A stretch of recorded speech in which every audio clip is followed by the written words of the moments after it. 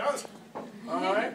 The first structure we want to identify is this fella here. His name is brachiocephalic artery. Once we find brachiocephalic artery, we're going to look for three main structures. The first one going to the right, that's going to be right subclavian artery. The next one going to be right common carotid, and the next one going to be left common carotid. So if I do that again, this is going to be brachiocephalic artery. Then this structure right here is going to be right subclavian artery, right common carotid, left common carotid. Now we're going to go back over the left common carotid because we need to follow structures going into the head. But then let's go to this fellow called the left subclavian artery. All right? If we're focused on the left subclavian artery, there's one that comes directly off of it first, going to the anterior thoracic wall. Goes to my little boobs. His name is called internal mammary. Internal mammary. So I'm going to identify him first. Once I find internal mammary, the next three I want to find in the same order I'm going to give it to you. I know this cat a little fatty. But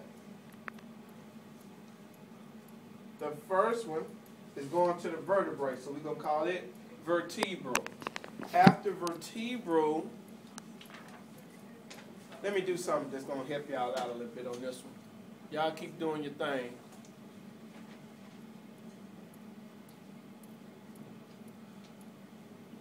I got to make sure y'all get a good image.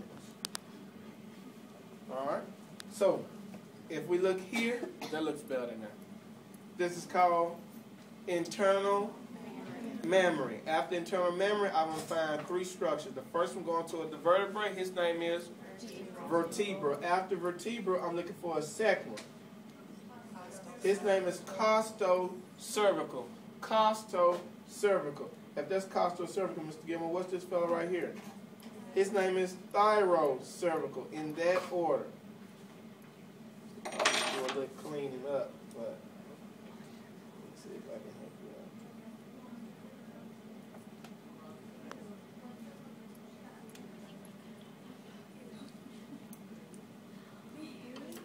out. So again, our first one is vertebral. Second one is costocervical. The third one is thyrocervical, in that order. The only catch is, we're going to treat this just like the streets in Houston. Up to this point, what was my name? Left subclavian. So it's the left subclavian once I reach the ribs. After the ribs, we're going to change our name from the left subclavian to this fellow called axillary. So after the ribs, my name is now axillary. Now, it's going to stay axillary until I give off this structure right here. This structure is going to the subscapularis. Once I find him, he gives rise to the subscapularis.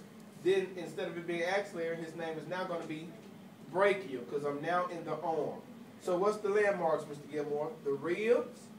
After the ribs, I'm no longer left subclavian. My name is now what? Axillary. Axillary. Then I'm going to give off subscapularis.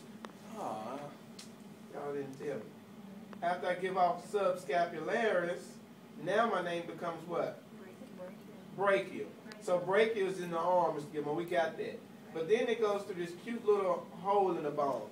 The hole in the bone right here is called supracondylar foramen. Show it to me, Mr. Gilmore. It's called supracondylar foramen. It's a hole in the bone.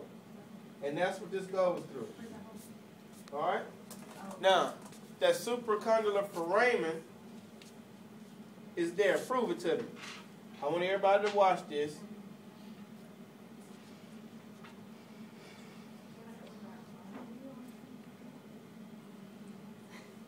You see? It's going through this hole. I'm pulling on it. Y'all can see it. They probably can't. They probably can't see it. Okay, so going up to this point, Mr. Gill, my name was what? Brachial. If I tag it soon after it comes out of the foramen, my name is now radial. My name is now radial. The radial is going to continue to go toward the thumb. But the one that goes to the opposite side is going to be ulnar. You follow me? So let's look at this. Radial is going to come down and split. Throw the peace sign. The fork in the road. Well, the one that goes toward the thumb? Radial. The one that's going to be going toward the pinky? Ulnar. Can't get that wrong. All right. Now you can pause that. And we going